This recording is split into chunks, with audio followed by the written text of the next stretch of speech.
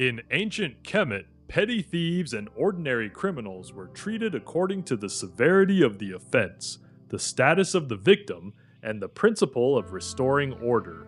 There was no single written criminal code. Local courts, Kenbet, made up of respected community members, handled most everyday cases. More serious matters went to higher officials or the vizier. Petty theft, private property. For ordinary theft from individuals, tools, household goods, livestock, etc., the thief was required to return the stolen item or its equivalent. He or she also paid compensation of 2 or 3 times the value of what was stolen.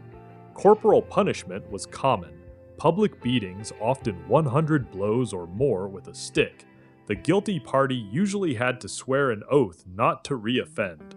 These measures focused on restitution and deterrence rather than long-term imprisonment. Jails existed mainly for temporary detention while a case was investigated.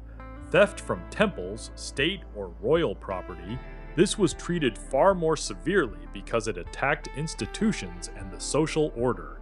Heavy multiples of restitution, sometimes 100 times the value.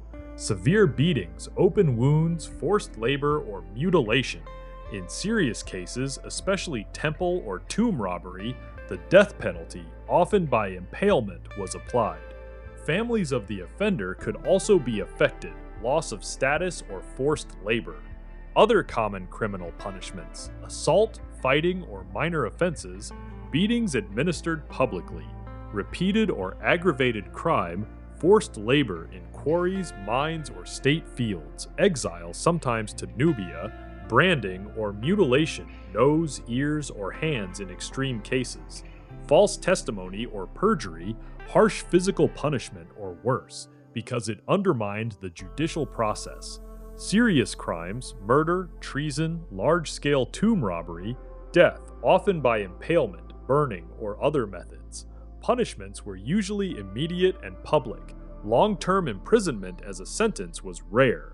The system preferred restitution, physical correction, forced labor, or elimination of the threat. Summary: petty thieves faced restitution plus beating and public shame. The goal was to repair the harm and reassert order. Crimes against temples, the state, or the royal dead were treated as attacks on the entire system and could bring extreme penalties, including death. The treatment of criminals was practical, hierarchical, and designed to restore balance quickly rather than to rehabilitate through prolonged confinement.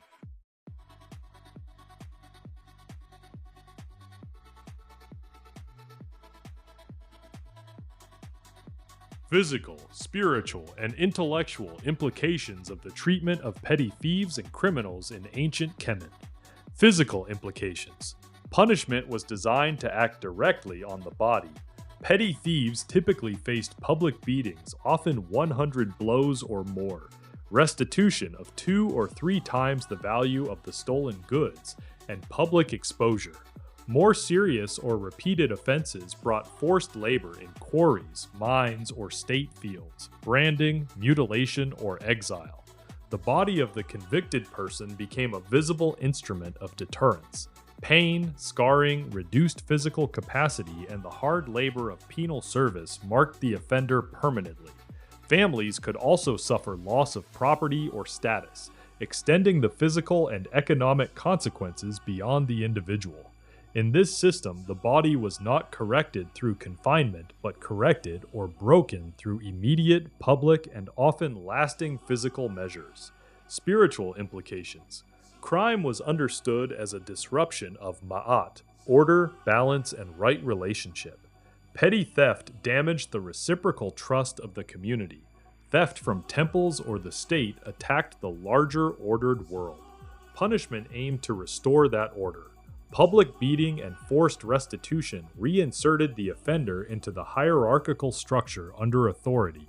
Severe penalties, mutilation, exile, or death removed the person who had become a source of disorder. Without proper social standing or family support after punishment, the offender's ability to secure funerary rights and a stable afterlife was weakened. Spiritually, the criminal risked not only earthly suffering, but also a diminished place in the ordered cosmos. Intellectual implications. The treatment of criminals reinforced a clear intellectual hierarchy. The offender was judged as someone who had failed in moral and practical discipline, the knowledge of right conduct expected of a person living under Ma'at. Local courts and higher authorities treated the criminal as a problem to be corrected by external force, rather than as a mind capable of self-directed reform. Forced labor and public punishment demonstrated that the state and community held superior knowledge of order. The intellectual message was stark. Those who rejected the rules of reciprocity and hierarchy would have their autonomy removed and be returned by force if necessary to a subordinate and controlled position. Summary: the Kemetic response to petty thieves and criminals worked on the whole person. Physically, it inflicted immediate and often lasting pain or labor. Spiritually, it framed the crime as a rupture with Ma'at that required restorative or eliminative action. Intellectually, it classified the offender as disordered and subordinate, justifying external control. The system prioritized rapid restoration of order over rehabilitation, marking the criminal in body, spiritual standing, and social intellectual place.